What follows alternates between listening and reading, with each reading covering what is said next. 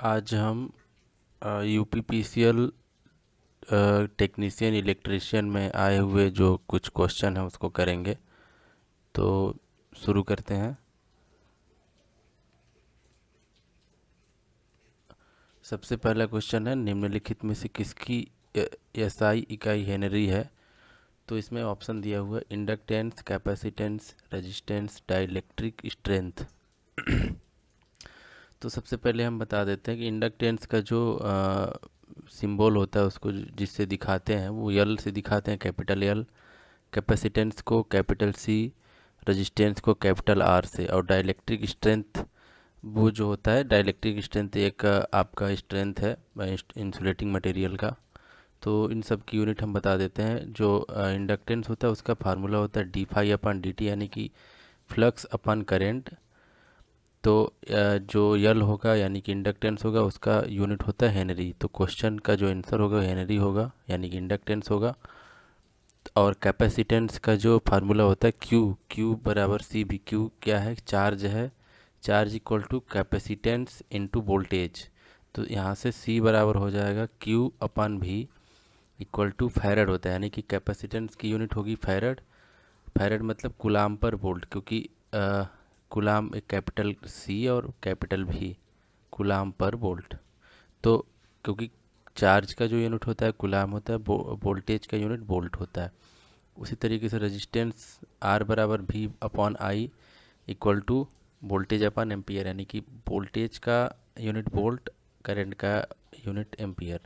इस प्रकार से रेजिस्टेंस का जो यूनिट होता है वो होता है वो ओम। और डाइलेक्ट्रिक स्ट्रेंथ का यूनिट होता है किलो वोल्ट पर सेंटीमीटर। ये यूनिट होता है किलो वोल्ट पर सेंटीमीटर। ये मीटर में भी होता है, वोल्ट पर मीटर में भी। यानी कि ऊपर में वोल्टेज, नीचे में जो भी लंबाई का जो फंडामेंटल यूनिट होता है मीटर, सेंटीमीटर, और इसमें सेंटीमीटर भी हो जाएगा। तो वो होता है डाइलेक्ट्रिक स्ट्रेंथ। ये इंसुलेटिंग मटेरियल का एक प्रॉपर्टी होता है कुछ अलग का। तो ये आपका एक क्वेश्चन का ये सब आंसर इसका आएगा इंडक्टेंस। और सभी चीज़ों का हमने डिटेल में बता दिया है। क्वेश्चन नंबर 2 है इसी में साइड में कि एक विभवांतर भी का एक स्रोत परिपथ में एक धारा आई को बनाए रखता है, यानी कि एक वोल्टेज पोटेंशियल डिफरेंस भी है और एक जो सोर्स है वो करंट आई दे रहा है, मतलब सर्किट में। तो उसमें जो सर्किट में जो पावर होगा, पावर पी बराबर क्या होना चाहिए, फार्मूला क्या है? तो अपन पढ़े हुए हैं कि पी इक्वल टू वी आई एक फार्मूला होता है, यानी कि आंसर ये सही है अपना। Question answer number 1, option number 1। तो P बराबर वी आई इक्वल टू हम क्या क्या लिख सकते हैं? P equal to I square into R, इसलिए क्योंकि V इक्वल टू होता है आई आर, ओम का नियम है। तो V के जगह पे हम आई आर रखेंगे तो यहाँ से आई स्क्वायर इंटू आर हो जाएगा। और I इक्वल टू यदि V अपान आर रख दिए इसमें, इसी वाले फार्मूले में, तो ये बन गया V equal to V square upon R. यानी कि P को हम तीन तरीक़ों से लिख सकते हैं, यानी कि जो पावर होता है एक्टिव पावर, उसको तीन प्रकार से लिख सकते हैं। P equal to V I, P equal to I square into R, P equal to V square upon R. जहाँ जैसे ज़रूरत होती है वहाँ उस प्रकार से हम यूज कर सकते हैं और पावर को निकाल सकते हैं। अगर वोल्टेज और करंट पता है तो हम पी डायरेक्ट वोल्टेज और करंट का इनटू करके पावर निकल जाएगा। यदि करंट और रेजिस्टेंस पता है तो P equal to I square R लगाएंगे। यदि वोल्टेज और रेजिस्टेंस का मान पता है तो P equal to V square upon R लगाएंगे। ये तीनों हो गया। अब अगला क्वेश्चन है, यदि दिए गए परिपथ में R3 का मान दोगुना हो जाता है तो दिए गए वोल्टेज Vs के लिए निम्न में से कौन सा सत्य है? अब इसमें क्या है कि जो देखिए एक सर्किट में वोल्टेज ये R1 है, यहाँ पे I1 यहाँ से आया हुआ करंट, फिर दो रेजिस्टेंस पैरेलल में जुड़े हैं R2 और R3।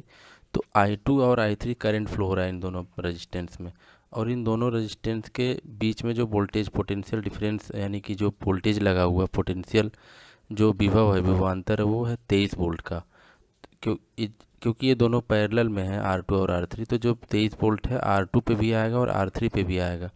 एक सिंपल सा समझ लीजिए कि कोई यदि रेजिस्टेंस है और रेजिस्टेंस के दोनों सिरों के बीच वोल्टेज भी है और इसका मान R है, तो करंट जो इसमें फ्लो होगा इसके थ्रू, तो I बराबर हो जाएगा V अपान R, ये हो जाएगा।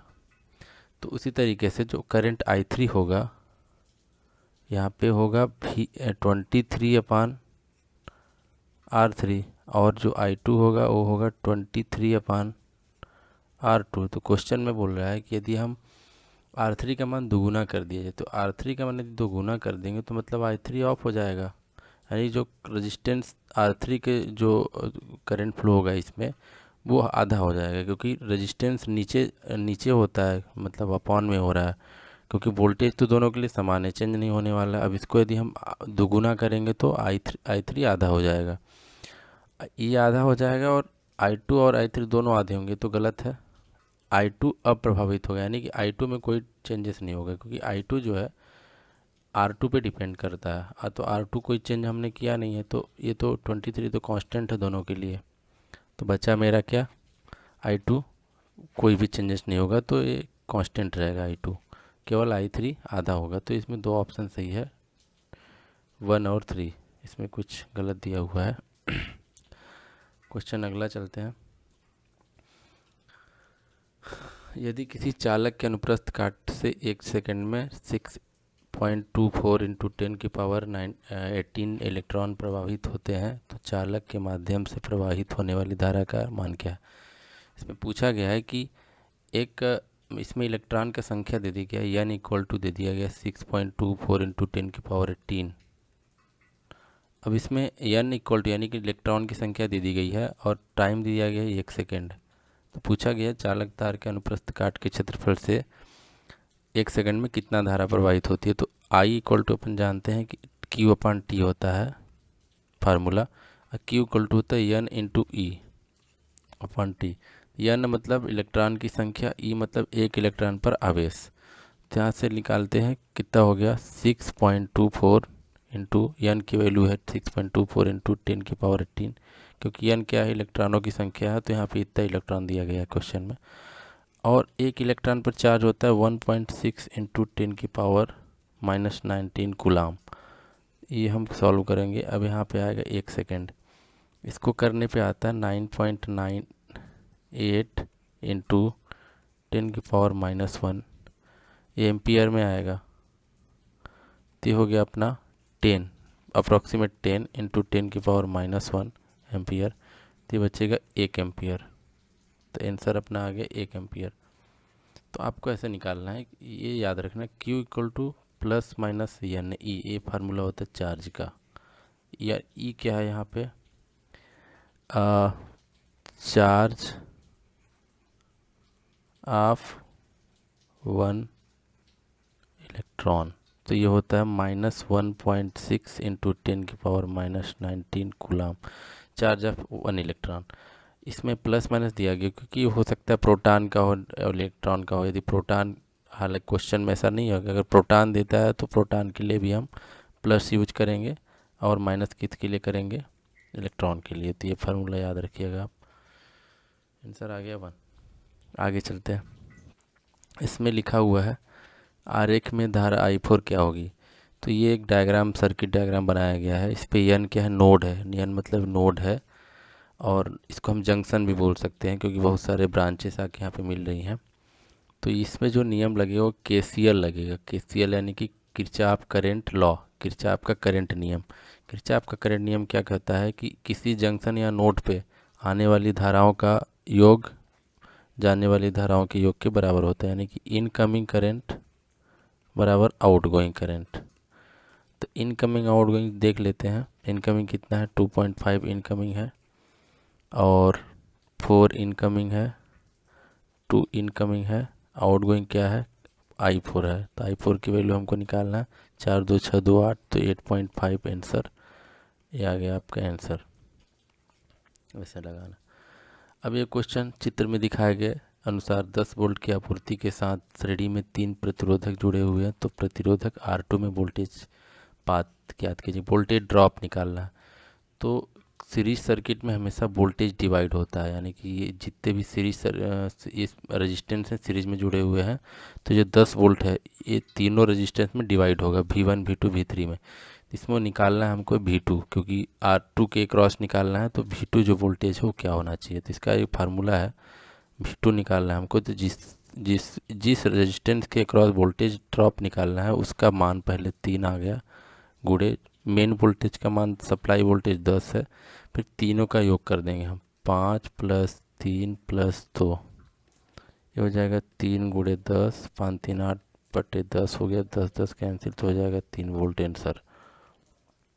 अब इसमें यदि कोई कहता है V1 निकालना है, तो V1 निकालने के लिए वही है कि 5 × 10 बटे तीनों का योग 10, तो 5 वोल्ट हो जाएगा। उसी तरीके से V3 हो जाएगा 2 वोल्ट।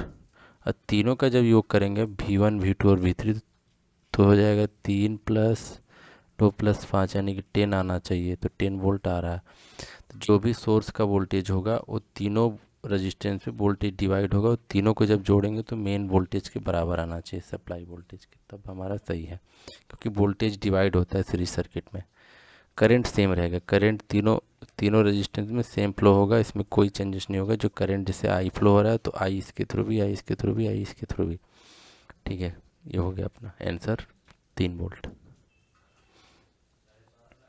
दो विद्युतीय बल्ब जिसके प्रतिरोध 1:1:2 के अनुपात में हैं, श्रेणी में जुड़े हुए हैं, तो उनमें व्यय शक्ति किस अनुपात में होगा। इसमें अपने को निकालना है कि क्या मतलब जो पावर डिसिपेट हो रहा है, यानी पावर जो खपत हो रहा है उस बल्ब में, वो किस रेशियो में होगा। तो हम देख लेते हैं कि दो, मान लेते हैं कि एक रेजिस्टेंस है इस एक बल्ब का, दूसरे बल्ब का एक रेजिस्टेंस है, मान लेते हैं इसका R1 है या R2 है, ये किसी न किसी वोल्टेज से जुड़े हुए हैं। तो जो करंट होगा दोनों के लिए सेम होगा। अब R1 का मान 1 ओम दिया है, इसका मान 2 ओम, क्योंकि रेशियो में है 1/2।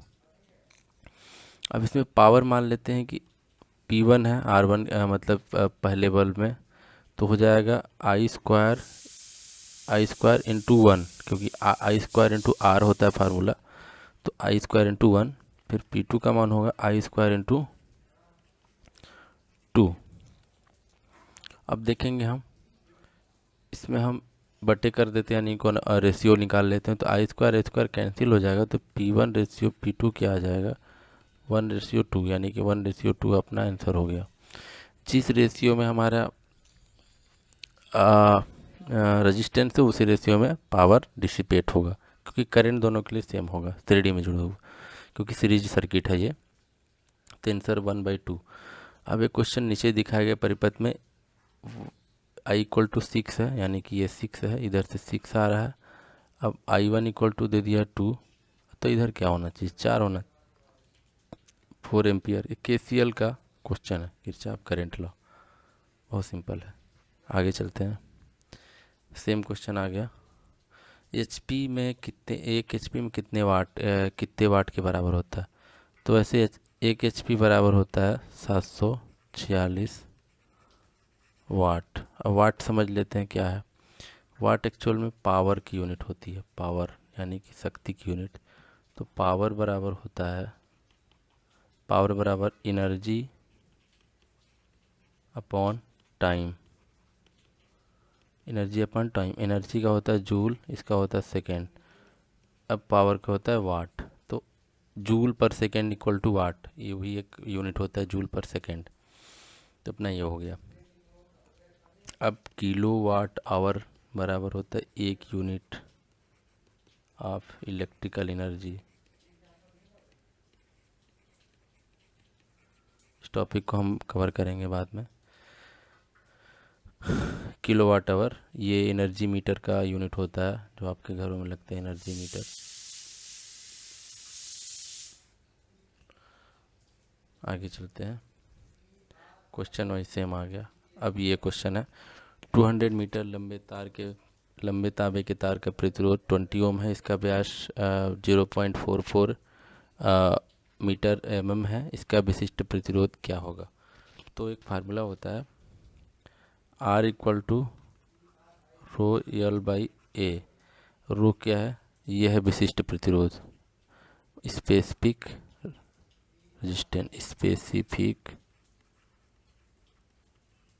रेजिस्टेंस। यल क्या है, लेंथ ऑफ कंडक्टर। ए क्या है, area of conductor, cross section area. ठीक है, तो यहाँ से हमको रो निकालना, तो रो बराबर हो जाएगा RA/L। तो रो की वैल्यू, आर की वैल्यू क्या है, यहाँ पे लिखा हुआ है 20 ओम। अब ये क्या होना चाहिए, ये मतलब एरिया क्या होना चाहिए, क्योंकि तार ऐसे होता है, कंडक्टर ऐसे होता है बेलनाकार, और जो क्रॉस सेक्शन इसका एरिया होगा वो होता है सर्कल के आकार का, यानी कि सर्कल के आकार का होगा तो इसका एरिया हो जाएगा πr²। और यहाँ पे डायमीटर दिया हुआ है 0.44 mm, तो r होगा 0.22 mm। तो यहाँ से पॉइंट पाई इंटू 0.22 mm है, जिसको मीटर में चेंज करेंगे -3 हो जाएगा, स्क्वायर लगाएंगे, क्योंकि mm 1 mm बराबर होता है 10⁻³ मीटर।